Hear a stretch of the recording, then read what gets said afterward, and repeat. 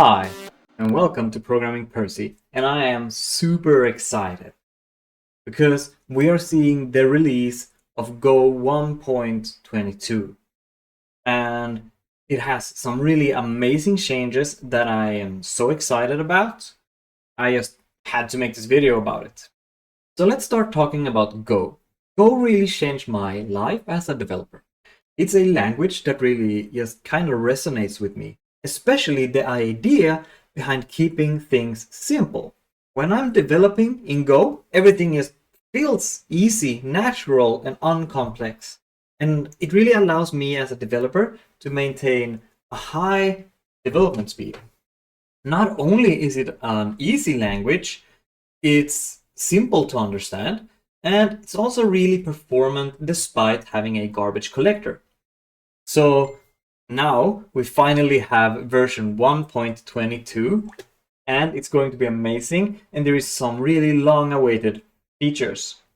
So let's stop beating around the bush and let's talk about the elephants. So if you still haven't updated, you should really go ahead and do that. And when we're talking about updating Go, I really want to mention Gotip. It wasn't really that long ago that I learned about Gotip, and it's a tool that can help you upgrade your current version of Golang. So what you want to do is you want to go ahead and install that. So let's go ahead and do golang.org, download Gotip, and let's get the latest Gotip version. Gotip really makes the process of updating your current Go version to a super easy experience. Let's go ahead and take a look. What we do when it's installed is that you do Gotip download, and it's downloading and updating your version of Go. This can really be used to update outside of the releases, so you can see preview versions, etc. using Gotip. So you have to be cautious of that. You can't just go ahead and do Gotip all the time, because you will get versions that still might not be in the current release phase. So one of the coolest things that is happening in Go 1.22 is that the broken for range loop is finally going to die. And when I say broken, I don't mean that it's broken. It's just, I think it's safe to say that the implementation of the for loop has confused a lot of developers that are using Go. And I think it's safe to say that it stands for countless amounts of bugs that has been appearing in the history of Go. In fact, Let's Encrypt had to revoke 3 million certificates because of this bug, and I keep seeing it appear over and over and over, and it's so nice that it's finally going to die. So let's take a look at the bug so you understand what it is and what I mean by it. So we're going to create a super simple Go program, and it's just going to be a simple main function. And in this main function, we're going to have a list of names. So go ahead and do Percy, and we have a gopher, and we have Mr. Santa. Can't have a for loop without Santa. So let's go ahead and range over this name list. And what's going to happen here is that we're going to mimic a real-life application. Now, normally, if you do this, there's no problem. If you do it like this, there's no problem. But whenever you're going to use a closure or a Go routine inside a for loop, we're going to have some weird behaviors. So let's just go ahead and create a Go routine or a closure. And this is not uncommon, because when you're doing concurrent processing of a list, this is pretty common, and this is when some nasty things starts happening.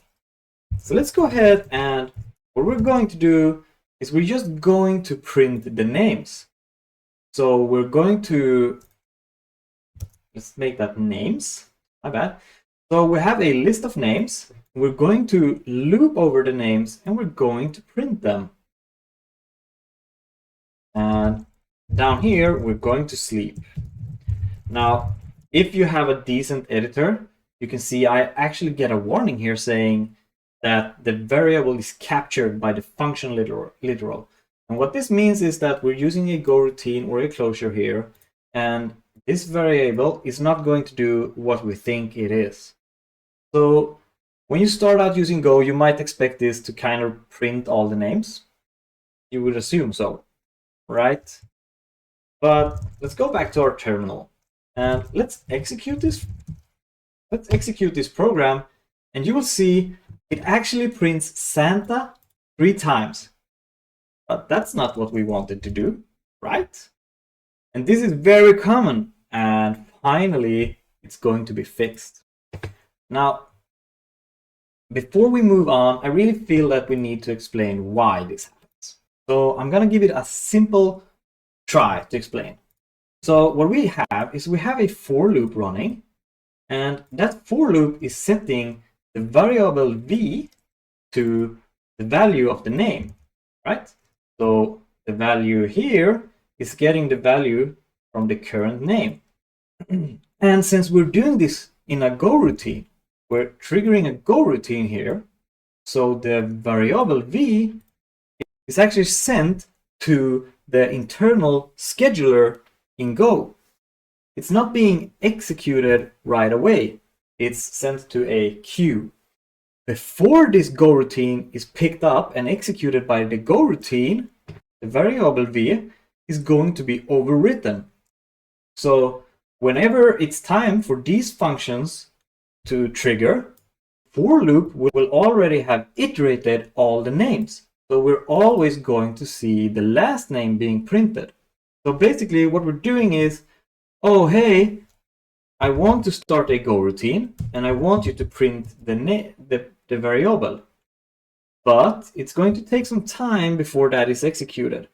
And when it finally is, it will print the variable, but the variable will have changed to the latest iteration of the for loop.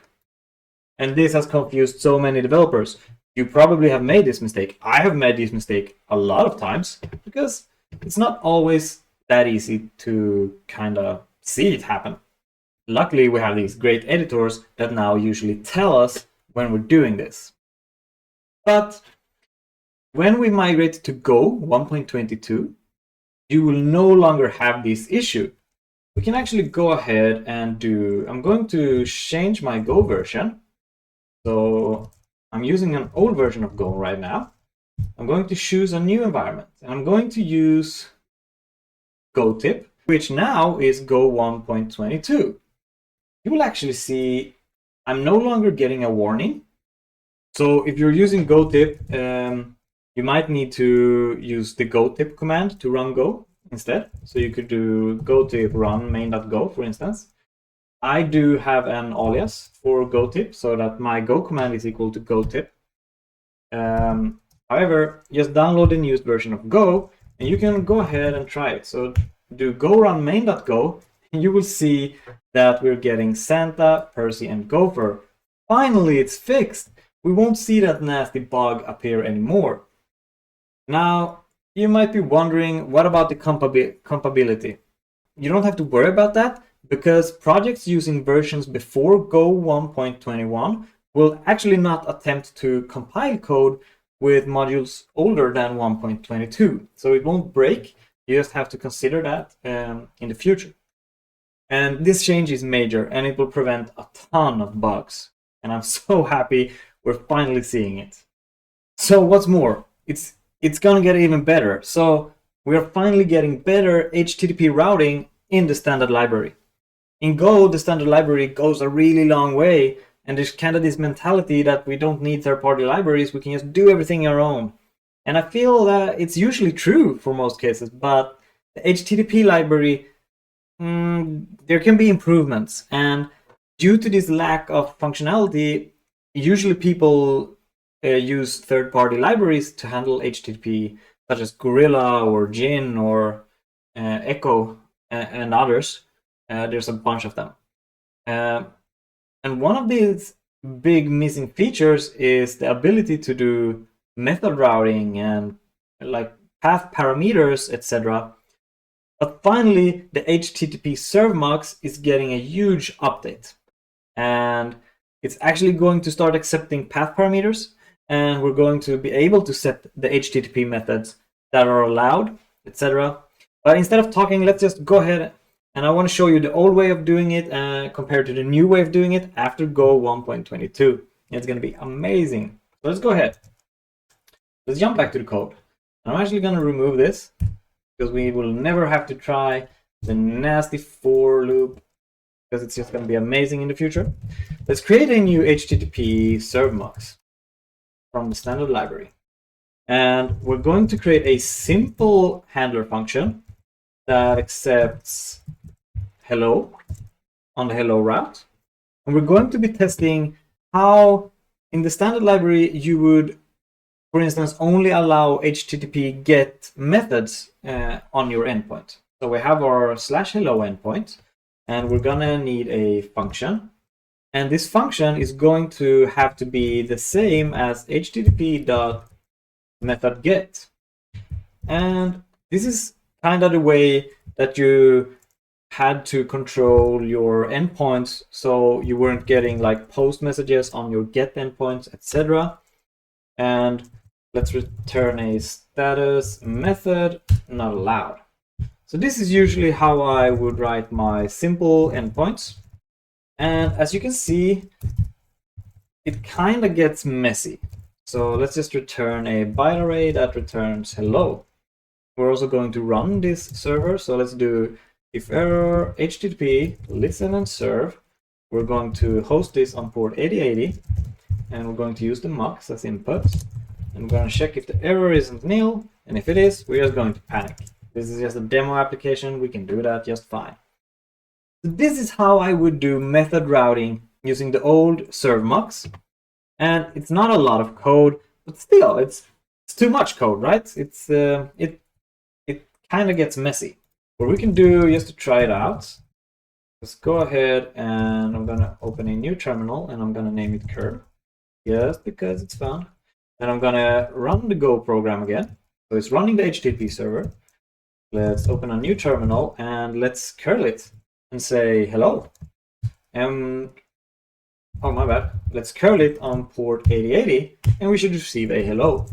And if I instead send a post message, I will be getting no response. Let's add a verbose and we will see 405 method not allowed.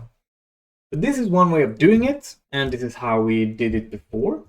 But in Go 1.22, we can remove all this code. We're just gonna highlight this. We're gonna remove it because we no longer need it. In Go 1.22, the serve mux accepts a single method that is allowed on the route before the route. And they made it kind of clever because they don't want to change the handle func signature because that would break programs. But the first value is a string. So with a little bit of clever parsing, we can actually do this now. We can tell it that we're only allowing get methods on the hello route. This is much better, much smoother, and it actually works exactly the same. So let's go ahead and restart the Go program. I'm going to jump back to curl. I'm going to send a post, and I'm getting the same message back. I can do a regular curl, and it prints hellos. So that's a major improvement. According to me, we can remove a lot of code just to handle something as trivial as a method route. So another great thing in the new version of Go is that we're getting wildcard patterns in the route. So that will allow us to add path parameters to the URLs that we're hosting our APIs on.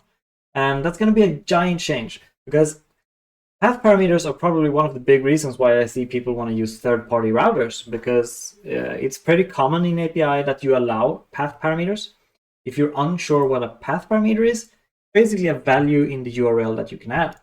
So if we have get hello and we want to allow our endpoint to say hello to a username, for instance, we can allow you to pass the username as a value in the URL. So you would do /hello/Percy and it would say hello Percy. And that's a path parameter and it's pretty common.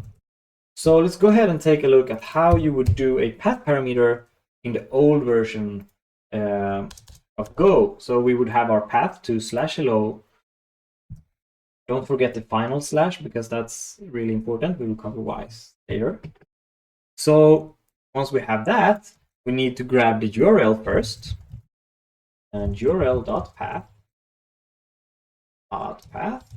Then when we have the path, we need to split it in the segments of the URL. So we have the http // so that's 2, and then we have the domain name /hello, and then we have the final slash with the that contains the name.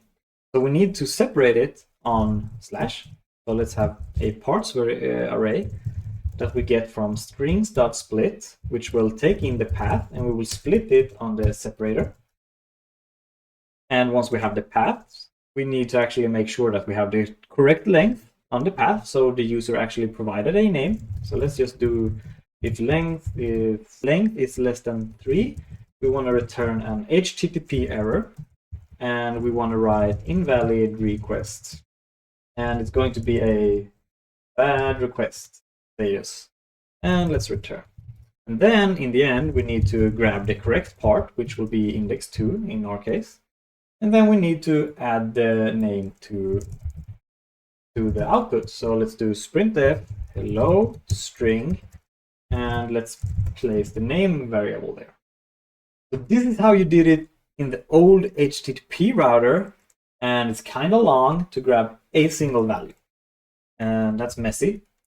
So let's go ahead and restart the Go program, and let's curl hello Percy, and you will see that it grabs the value from the URL and puts it in the message. So that's a path parameter, and it's messy, but the new servmux is amazing. So it's going to allow us to automatically do everything that we're doing here, but in a much better way. Let's just go ahead, let's remove all this code.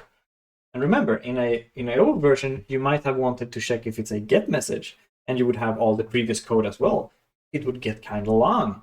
But now we can do get hello, and we can use the braces here and say we're going to grab a variable named name from this section of the URL. And the request will get, the HTTP request will get a new method in this version, which we can use to grab the path value. So path value is a new function that returns the name that we specified here. So let's go ahead and say we want the value of name. And if you look at it, it will always return a string. So it will return an empty value if it isn't present. So once we have this, let's go ahead and save it. And it looks a lot better, right?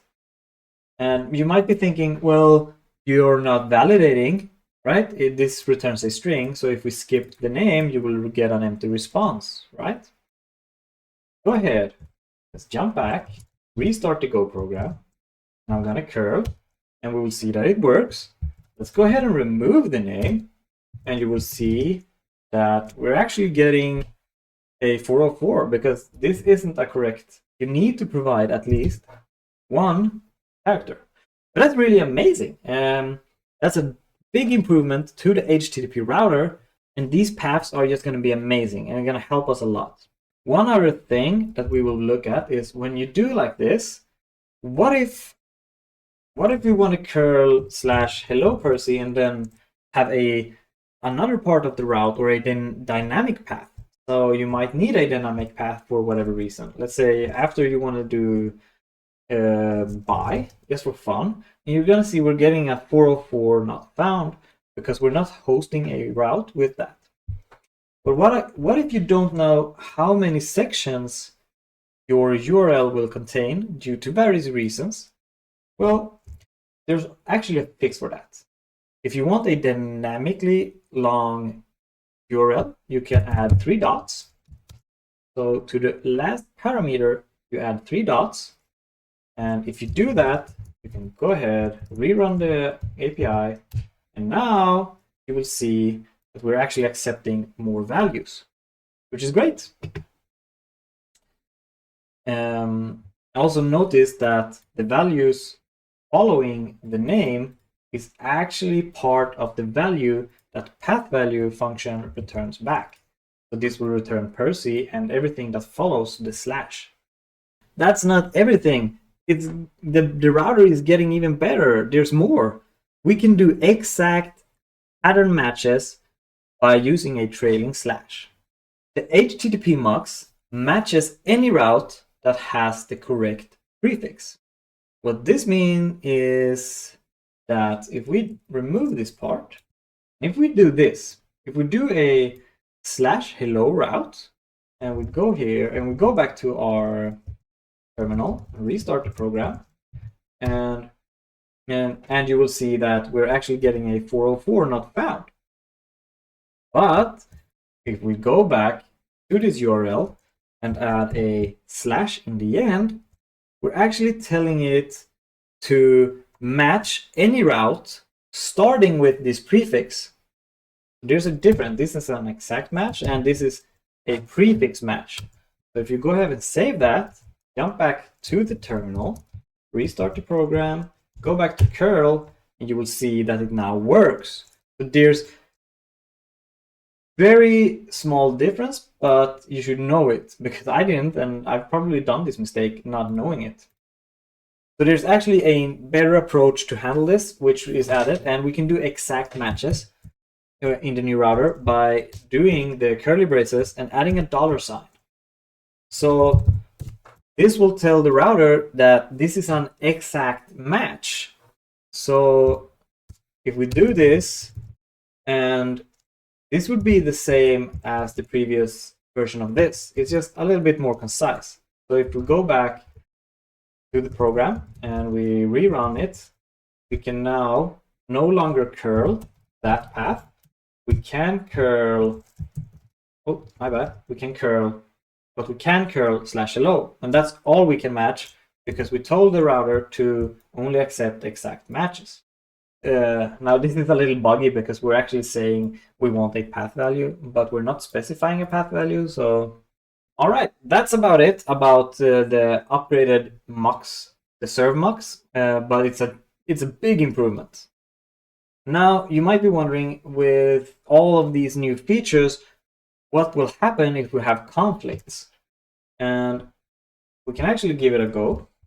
We can do a hello. So we have a route like this, which will just simply print hello, right? We also have a similar route, but it's a little bit longer. So we have the name variable here, and let's do a thumbs print. We want, if you specify a name, we want to print it. If you don't, we don't want to print it. So we can do hello and the name, the string, and let's just do r.pathValue, the new request function, and we want to grab the value of name. So let's make this not only accept exact matches. This route will now match anything, right, after hello with a prefix, and this will match the name. So how will it know? Well, this one is more specific, so it will select that by default. So let's go ahead, restart the Go program and curl, and you should see the name. But how did it know? Because /hello and /hello with the name variable, since this is a prefix route, it will actually match anything. But this route is more detailed, it's more specific, because we have more detail in the URL. It will always select the most specific route. So that's about actually the most important changes that we will see, but they are pretty big. I mean, I think they will have a great impact in Go. More things are changing in the new version. I don't feel that like they are worth covering in depth, so I will just mention them quickly. You can actually check out the new random package, which is math/rand/version2. And it has a pretty sweet new function called n. Let's do that. So let's import that.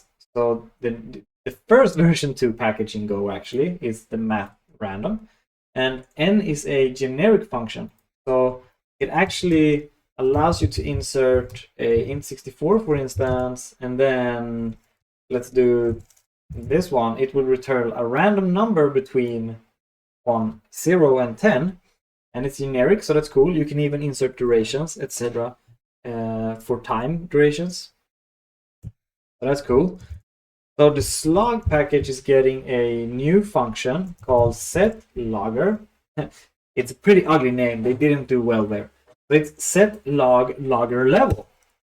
But this can be used to set the log level, which actually wasn't so easy before. So this is pretty sweet. You can set the log level using this new setLogger level.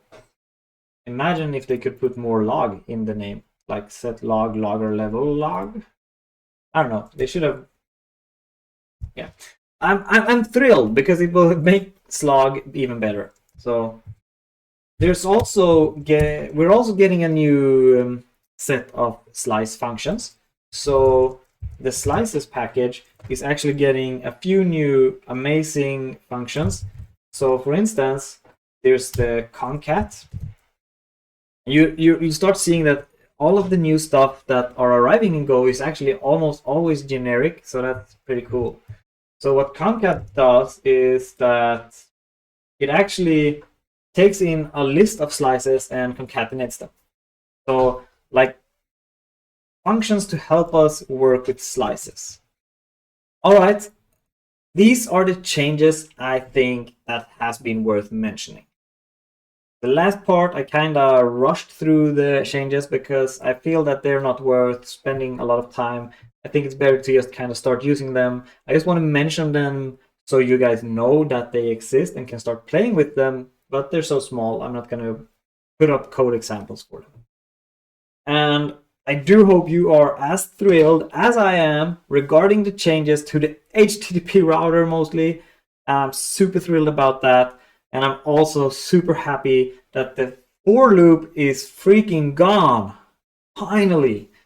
Now with the new HTTP router, I just can't wait to start building a HTMX app where I can try it out and just see what I can do with the new router. And if you haven't already, make sure again to update to the new version of Go.